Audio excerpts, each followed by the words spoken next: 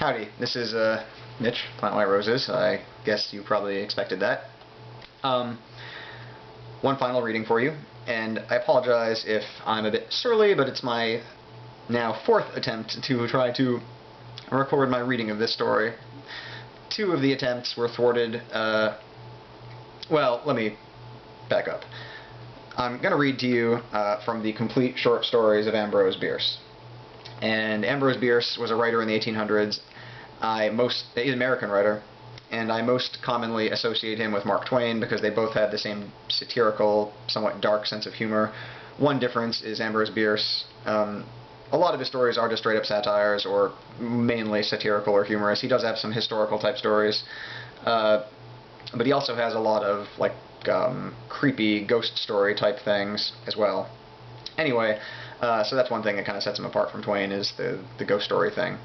But not all of his stories are that way. Anyway, as was common in the 1800s, there's some more elaborate sentence structure than is common today. And when you're reading it to yourself, it's not a problem, but when you're reading it out loud, sometimes you make missteps when reading it, and sometimes they're bad enough missteps that you don't feel like it's fair to your audience to just correct yourself and go on. So 2 of my 3 failed attempts were because of that. The third one was because I wasn't deleting my failed attempts after I failed, and so on the 3rd attempt I was partway through when the camera's memory card filled up.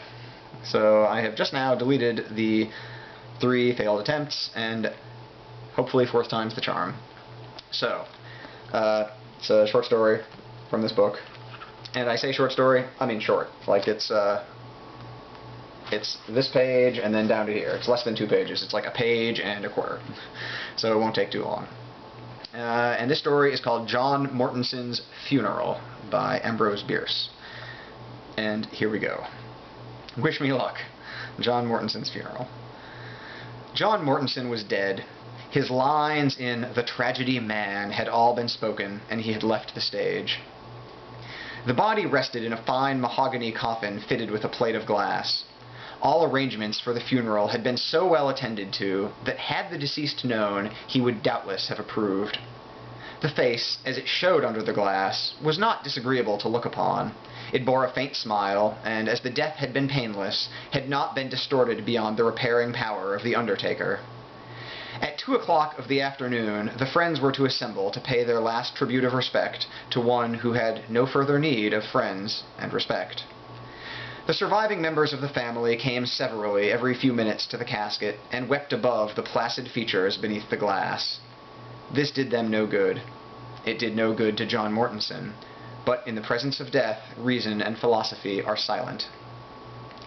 As the hour of 2 approached, the friends began to arrive, and after offering such consolation to the stricken relatives as the proprieties of the occasion required, solemnly seated themselves about the room with an augmented consciousness of their importance in the scheme funereal. Then the minister came, and in that overshadowing presence the lesser lights went into eclipse. His entrance was followed by that of the widow, whose lamentations filled the room. She approached the casket, and after leaning her face against the cold glass for a moment, was gently led to a seat near her daughter. Mournfully and low the man of God began his eulogy of the dead, and his doleful voice, mingled with the sobbing which it was its purpose to stimulate and sustain, rose and fell, seemed to come and go, like the sound of a sullen sea. The gloomy day grew darker as he spoke. A curtain of cloud underspread the sky, and a few drops of rain fell audibly. It seemed as if all nature were weeping for John Mortonson. When the minister had finished his eulogy with prayer, a hymn was sung, and the pallbearers took their places beside the bier. As the last notes of the hymn died away, the widow ran to the coffin, cast herself upon it, and sobbed hysterically.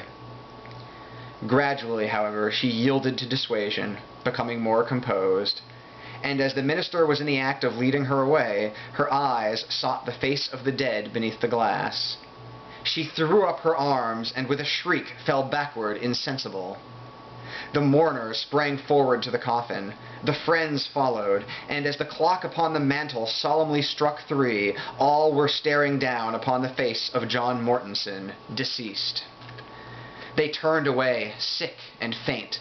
One man, trying in his terror to escape the awful sight, stumbled against the coffin so heavily as to knock away one of its frail supports. The coffin fell to the floor. The glass was shattered to bits by the concussion. From the opening crawled John Mortonson's cat, which lazily leapt to the floor, sat up, tranquilly wiped its crimson muzzle with a forepaw, then walked with dignity from the room. Thank fuck that I got through at that time. Camera, if you like explode at this point, I'm just going to kill myself, so let me just point that out. So I'm going to go ahead and upload this before tragedy can strike again. I hope you enjoyed the readings.